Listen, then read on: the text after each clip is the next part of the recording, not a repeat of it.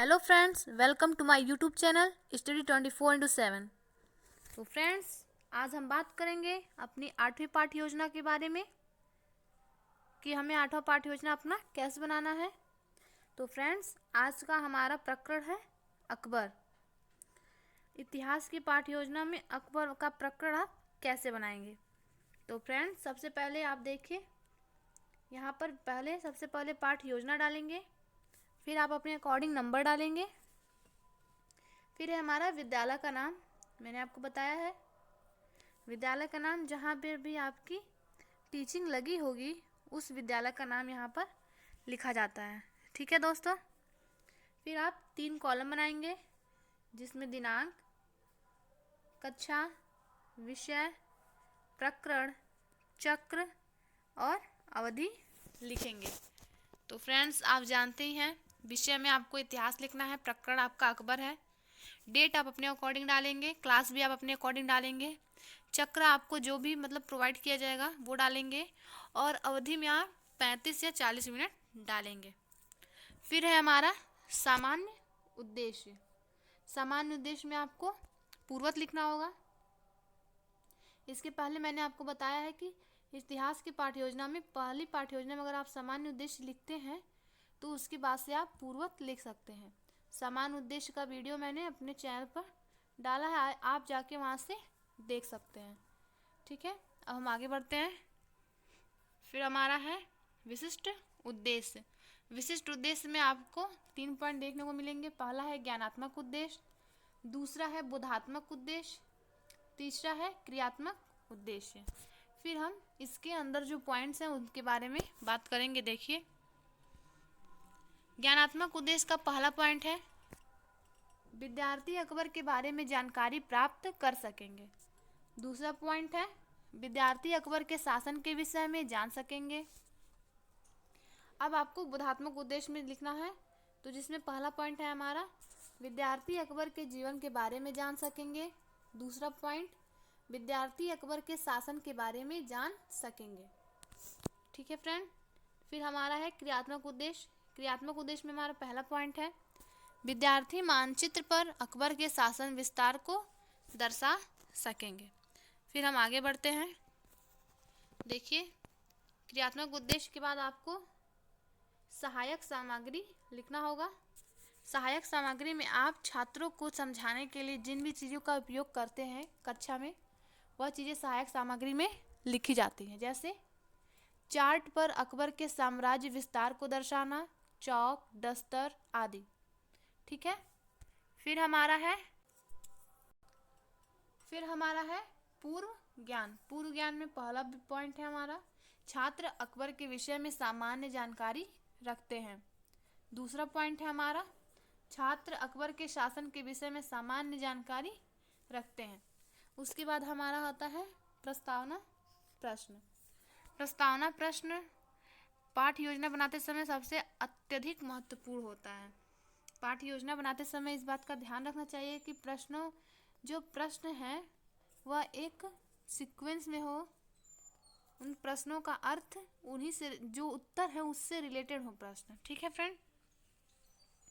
तो आपको 3 कॉलम बनाने हैं। पहला है क्रम संख्या, दूसरा है छात्रा अध्यापिका कथन, छात्र तो छात्रा अध्यापक कथन, तीसरा है छात्र कथन। ठीक है, जिसमें क्रम संख्या में आप प्रश्न संख्या डालेंगे और छात्रा अध्यापिका कथन में आप प्रश्न लिखेंगे। प्रश्न है मुगल वंश का संस्थापक कौन था? तो उत्तर है बाबर। बाबर की मृत्यु के पश्चात गद्दी पर कौन बैठा?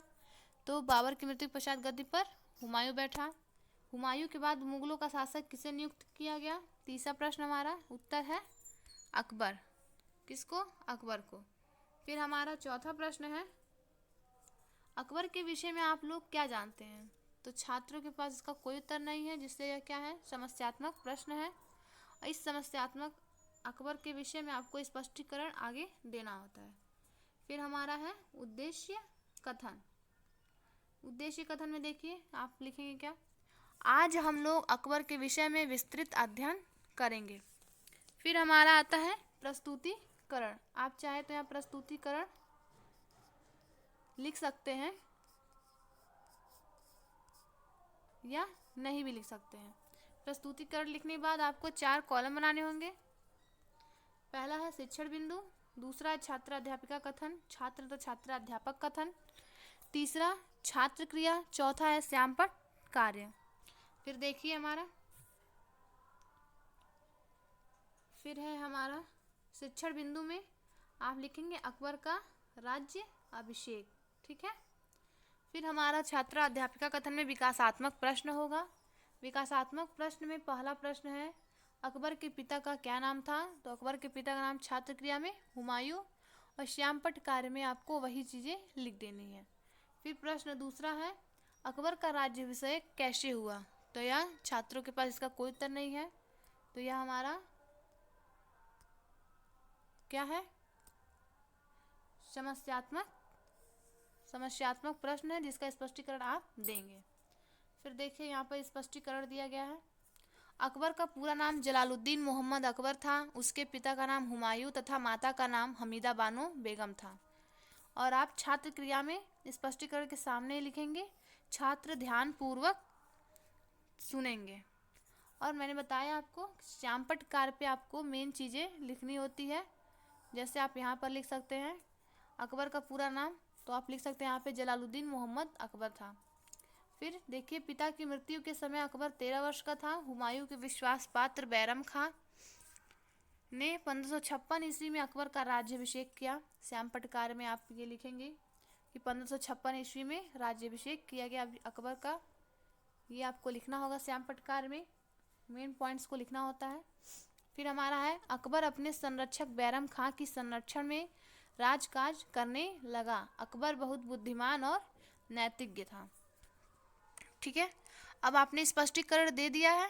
स्पष्टीकरण देने के बाद आपको तुरंत बोध प्रश्न पूछना होता है। बोध प्रश्न की संख्या 2 से 3 हो सकती है, ये आपके ऊपर डिपेंड है। तो यह देखिए समय का ध्यान रखना होता है, इसलिए आप बोध प्रश्न आपको 2 या 3 करने होते हैं। तो पहला प्रश्न है हुमायूं की मृत्यु के समय अकबर कितने वर्ष का था।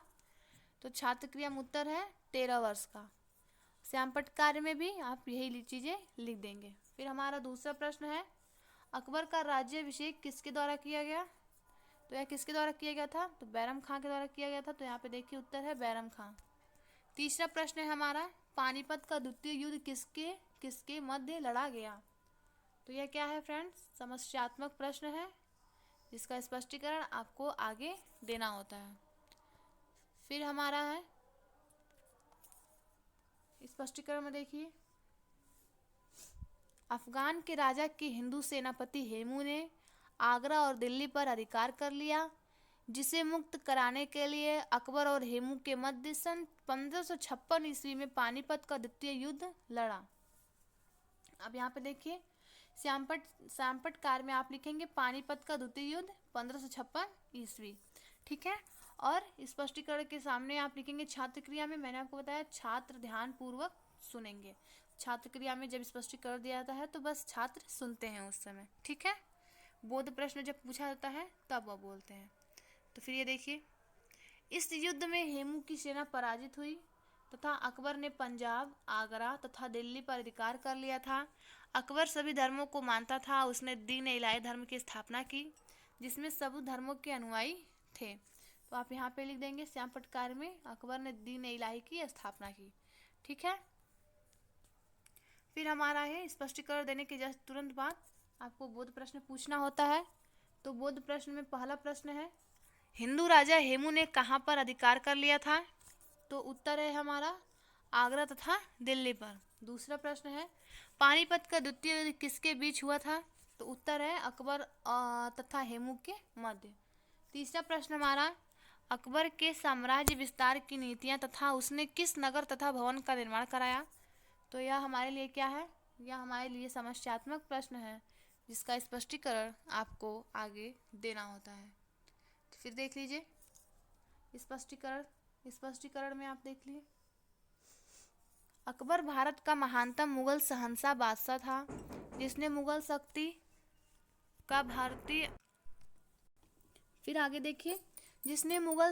भारतीय उपमहाद्वीप के अधिकांश हिस्सों में विस्तार किया।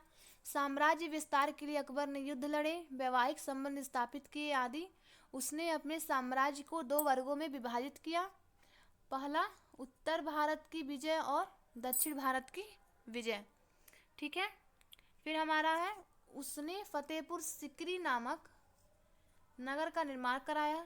अकबर ने कई भव्य इमारतों का निर्माण करवाया, जैसे पंचमहल, शीश महल, जोधाबाई महल, दीवान आम, आगरा का लाल किला, बुलंद दरवाजा इत्यादि।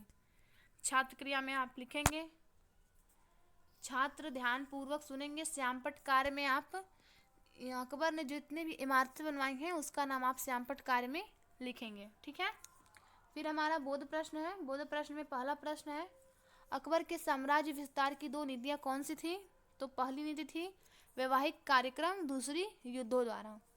फिर हमारा दूसरा प्रश्न है, अकबर ने किस नगर का निर्माण कराया? तो उत्तर है हमारा फतेहपुर सिकरी। अब हम देखेंगे निरीक्षण कार्य। निरीक्षण कार्य में आपको लिखना है, छात्रा अध्यापिका, छात्र है तो छात्रा अध्यापक, छात्रों को श्यामपट्ट सारांश लिखने का कहेंगे तथा स्वयं घूमकर निरीक्षण करेंगे।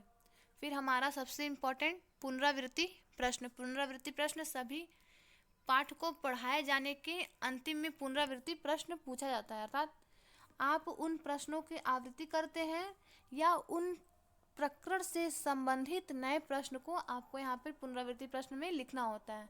तो जिसमें पहला प्रश्न है हमारा, पहला प्रश्न देखिए, अकबर की माता का क्या नाम था? तो हमीदा बानो बेगम था। दूसरा प्रश्न, बाबर के पुत्र का क्या नाम था? उत्तर है हुमायूं। तीसरा प्रश्न, बाबर ने किस धर्म की स्थापना की? यहाँ पे अकबर है। अकबर ने किस धर्म की स्थापना की? तो दीन ए इलाही की स्थापना की। चौथा प्रश्न है हमारा, अकबर ने अपने साम्राज्य विस्तार को कितने वर्गों में विभाजित किया? उत्तर है 2 वर्गों में। फिर हमारा गृह कार्य है। गृह कार्य में देखिए, बच्चे घर से लिखकर लाएंगे। पहला प्रश्न है, अकबर गद्दी पर कब बैठा? दूसरा प्रश्न, अकबर का राज्याभिषेक किसके द्वारा किया गया? फिर हमारा तीसरा प्रश्न है, बुलंद दरवाजा किसने बनवाया? यह छात्र को गृह कार्य दिया गया है। फिर हमारा सबसे लास्ट में टॉपिक है, लास्ट हेडिंग है समीक्षा। समीक्षा डाल के आपको छोड़ देना है, क्योंकि यहाँ पर आपके अध्यापक जो यह फाइल साइन करेंगे वो यहाँ पर टिप्पणी करेंगे। ठीक है फ्रेंड्स। तो फ्रेंड्स, वीडियो अच्छा लगा हो तो लाइक करें, शेयर करें एंड ऐसी ही वीडियो पाने के लिए हमारे चैनल को सब्सक्राइब करें। Thank you friends.